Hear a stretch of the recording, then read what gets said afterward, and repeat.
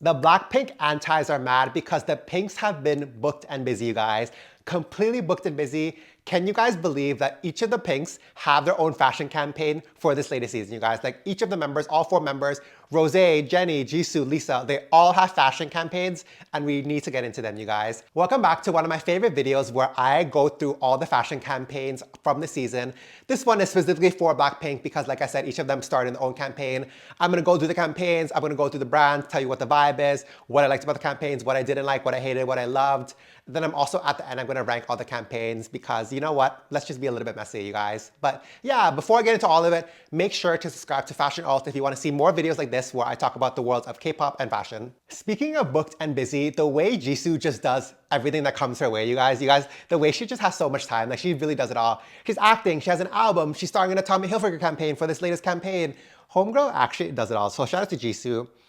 So Jisoo, which is one of Tommy Hilfiger's ambassadors, she went to the show before, so she's their ambassador. She just started like a little mini campaign over the holidays for Tommy Hilfiger. It's very small. So she basically only wore one look. So she wore this look for this kind of video and this kind of like small mini photo shoot.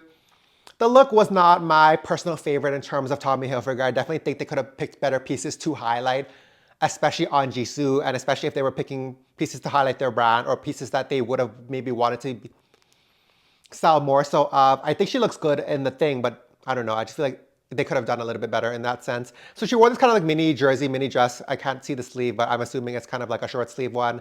And then over top, she's wearing a varsity jacket. This is very Tommy Hilfiger, the kind of like collegiate vibe. It's kind of more of like a quilted jacket. It's not my, I don't know, I just don't feel like it's a piece that I'm dying to have. It's a cool jacket, it's a fun jacket, it's a simple jacket, but it's not, I'm not immediately swiping my card for this jacket, you know what I mean? I feel like they could have done something more fun.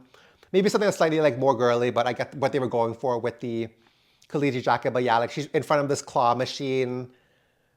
And then, I don't know, it has the word Apple on the claw machine or whatever, which, I don't know, like I guess stands for the Big Apple, New York or whatever.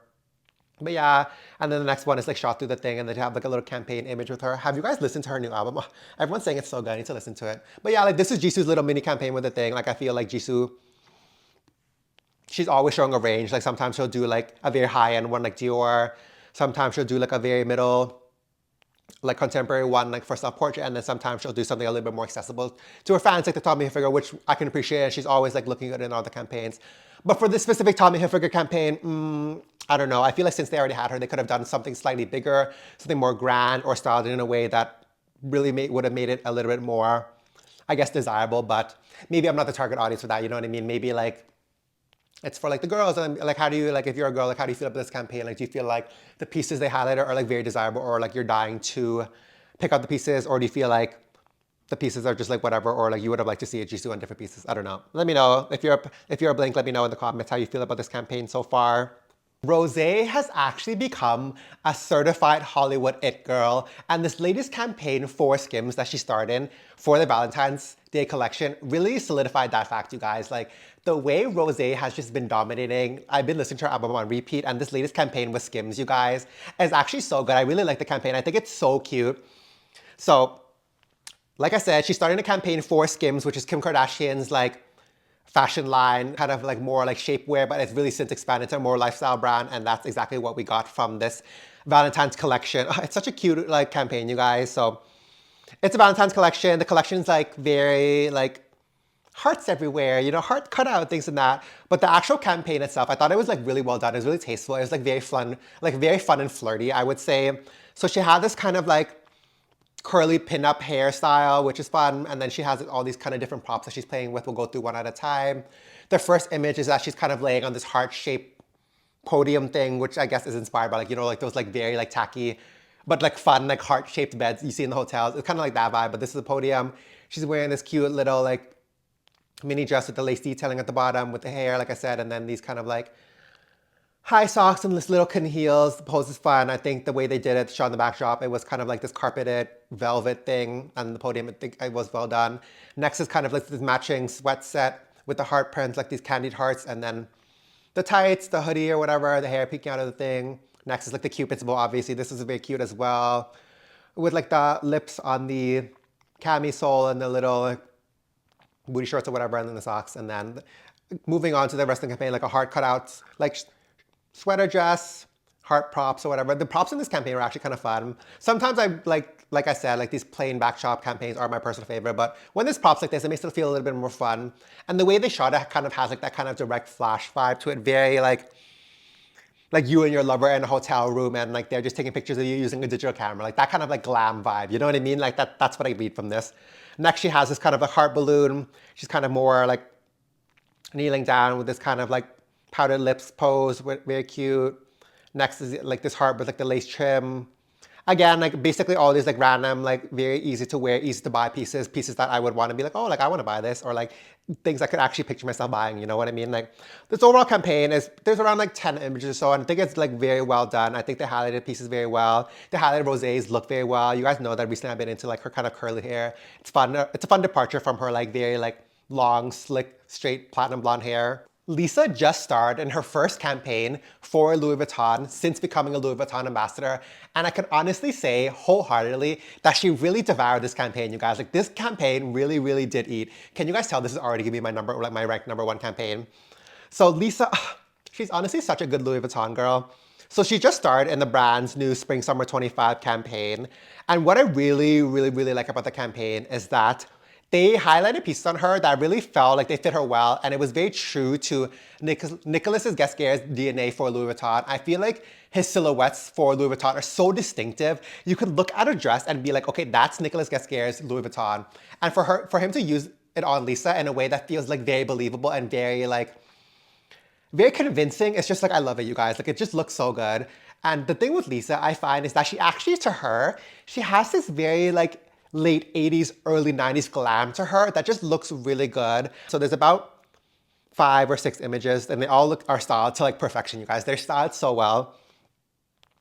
So the first look, she's wearing this kind of like dual material by material leather jacket with like these very cool hardware and then kind of like more like a fabric sleeve. This is very like a Nicolas Ghesquiere's vibe for Louis Vuitton. It's always like these kind of bi-materials, cool, different material, different fabrication, mixed material.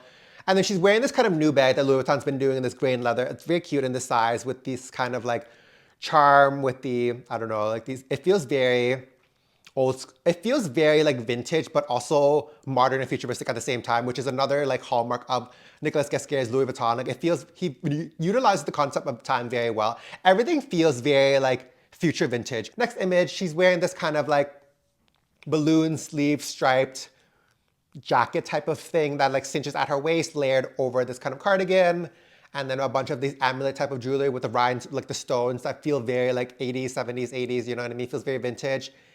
These fun kind of like rubber-ish looking heels, and then again that same bag but in kind of different size, slightly bigger size. This one gives more like a doctor's bag to me. And then she's against this kind of like watercolor painted background. Again, I feel like this image really highlights her late 80s, like early 90s aesthetic and her expression and everything as well. It makes her body look really good in this image as well. I feel like that very like kind of big shoulder moment makes her legs look really slender and long. So I like this image a lot. Very, very flattering. I think this look is really cool. It's something that I feel like is very like signature Louis Vuitton, you know what I mean? Next image is like a slightly more fun. She's wearing these kind of like ripped rubber balloon or like ripped tissue heels. This kind of like skin hugging dress with the lace bottom with like the kind of like bedazzling thing and this kind of fun fan bag thing. Again, she has a kind of like wind swept hair. Next image, she's again on like a watercolor thing, and then she's like wearing another piece that's very true to Nicolas Ghesquiere's Louis Vuitton. This kind of like ribbed, tight fitting, but also like flare pleated thing layered over this kind of like capri pant and this fun kind of tweed set. Again, those heels and then the same bag we were seeing earlier. I can sense that they're really trying to push this bag. But so far, my favorite has been the smaller size. But yeah, like this feels very fun. The different kind of materials, like you see the lace on like the skirt tutu thing, the tweed on the kneecap warmer things, and like the rib dress and like the top. Yeah, like this kind of mixed material. Again, another fun pose, really flattering on her body actually. And then finally, we have this image where she's wearing this kind of like, almost gives like a prom dress kind of vibe in a way, but not at the same time. It has all these like rock gemstone like embellishments on it. It's actually like a really fun dress actually. I really like this dress a lot on her. The hair is slightly wavy and again that same bag, but this material is all black. It has the fun charms on it. The silver hardware, the pearl charm. Feels very like vintage but also futuristic at the same time. I really, really like this. You guys, it's so good. I really like this a lot actually. That's my girl Lisa, you guys. Last image is more of like a close-up of what she was wearing earlier with, again, the striped jacket. This kind of bed that kind of looks like an elephant skin kind of print. Again, that amulet, that sartor, like this gemstone thing, the windswept hair. Everything about her expression, you guys. Like, she just feels like such a true Louis Vuitton girl. Like, I'm so convinced. Like, ugh, it's so good. It's so funny because just the other day, I was talking about how Jennie's future with Chanel is a little bit uncertain because they have a new creative director now. And I was talking about how I was unsure if she was just gonna stay with the brand or if she was gonna leave Chanel or if it was time for her to move on. But fast forward to now, homegirl here, my friend Jennie, doubled down with a new campaign for Chanel. So she's starring in Chanel's new campaign for the Coco Crush fine jewelry line, which I believe she might be an ambassador for as well, or like she worked with them in the past, or like she did a campaign for Coco Crush already or something like that. But the campaign, honestly, you guys, like one thing with Jennie and Chanel is that whatever she does with Chanel always seems to work, whether you think it's going to or not. So this campaign, again, like it's set on like a white backdrop. You guys know how I feel about the white backdrops, but honestly, like I feel like they're focused on Jennie's in a way where I actually do appreciate and I really like a lot. So again, they're highlighting the jewelry, right? So there's not much they can do in terms of like, I don't know. I just feel like they can only do so much in terms of trying to highlight jewelry, right? In a way that doesn't feel like over the top or in a way that doesn't overshadow the actual jewelry pieces themselves. So for the first image here, like it's like a very straight, like dead on shot, like very like facing the camera, which is very bold of her actually. So she's facing the camera, she's wearing the ring, basically the entire line. The ring, the necklaces, the bracelets, and then the earrings as well. I actually really want a ring from the Coco Crush collection. I think it looks so good, especially when you have like the white gold and like the champagne gold or like the yellow gold stacked together. It looks so good. Like I feel so many K-pop idols do that look. It looks so good, you guys. I feel like I honestly need it, but maybe in the future, sometime in the future, let that be a goal I work towards. So the image looks good. It actually makes it look very desirable, the way she's wearing everything. Like the stack on the wrist looks really good. Next, she's kind of more leaning back, showing off the necklaces against like the bralette. This one looks good as well. And then next is like the earrings. Earrings are highlighted very well. Earrings aren't my favorite piece from the collection for sure, but they're there, whatever, like it's fine. And then she's kind of doing like the over like the shoulder look. She has a kind of like the cat eye makeup, the very glossy lips, and like the middle center part in her hair. Like this image is like, I'm kind of here for this. It's very like bold, you know? And then finally the last image is probably like a little bit the most like kind of fun. She's kind of like nibbling down or she's kind of biting down on the necklace she's wearing. This is kind of diamond necklace. And then, yeah, like this is a little bit more fun. Overall, the campaign was very small, very concise. Was it very like super over the top? Was it very like very inspired? Was it very conceptual? No, but honestly, I think it did what it needed to do in terms of hiding the jewelry. I think it's gonna work. I feel like whatever they've done with Jennie and Coco Crush so far, honestly, really has been working already in the sense that like people really know this line. People like this line. I know a lot of people that have Coco Crush rings or whatever. And then I know a lot of K-pop idols also wear it and stack it as well. So in terms of the success of the collection, I feel like it has been successful. And do I feel like the success can be somewhat attributed to Jennie? Honestly, I do. Okay, now I'm gonna rank the campaigns for this season. Where do you guys think each of the blinks landed? So obviously you guys know that my number one place, definitely the way I was reacting to it, definitely has to be Lisa for Louis Vuitton Spring Summer 25. This is such a good campaign. It really showed Lisa as a Louis Vuitton girl in the best possible way, in the most convincing way, in the way that I feel like it feels like Lisa was always meant to be a Louis Vuitton girl, even though she actually really did eat at Celine. Like, it felt like she was a true Celine girl too. The way LVMH utilizes Lisa is just like too good. But yeah, Lisa for Louis Vuitton Spring Summer 25, definitely my number one Blackpink fashion campaign of the season by far. Nothing comes close to this, you guys. Next, I'm gonna pick my number 4 one. My number 4 spot, you guys. Actually, no, I'm gonna pick my number 3 spot. My number 3 spot has to be, Jennie for Chanel's Coco Crush jewelry collection. I feel like this collection, one, like highlighted the pieces in a way where I feel like I actually do want to buy them. And two, I feel like it kind of showed that Jennie is a little bit committed to Chanel, at least for the time being, right? So yeah, like she still wants to be in a campaign. She still wants to show different pieces of Chanel on her. But yeah, like I think this is okay. Like it was a fun campaign. It wasn't the most revolutionary or fun campaign as she's had in the past. Do you guys remember she did a campaign for the Chanel 22 bag? It looked really good. It looked so good. That campaign was really good. But yeah, so Jennie for Chanel Coco Crush is my number 3 spot. Next is gonna be my number 2 spot. Who's like the second best campaign from Blackpink of the year? I'm gonna have to give it to my girl Rosé, you guys.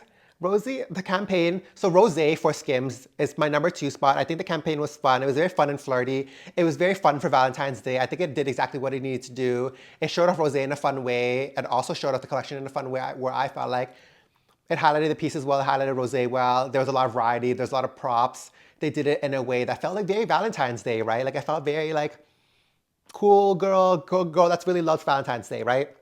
Which means my number 4 spot is Jisoo for Tommy Hilfiger, you guys. Like this campaign, you know what? This campaign actually could have been higher on the list had it been more of like the breadth of the campaign been a little bit wider, like there was more going on in the campaign, or they had styled her a little bit differently, or in pieces that I feel like a little wow, just like a little bit more, you know what I mean? Like I feel like Tommy definitely has the resources to wow us, you know, but whether they did that successfully is up to you guys to decide. Let me know in the comments how you guys felt about that. But yeah, those are my Blackpink campaigns for my Blackpink rankings for the campaigns for this season. What do you guys feel about that? What would your ranking would have been like? Whose campaign was your favorite? Who's your least favorite? What would you have changed? What did you like? What look do you want the most? What do you want to buy? What haven't you buy? What look do you hate?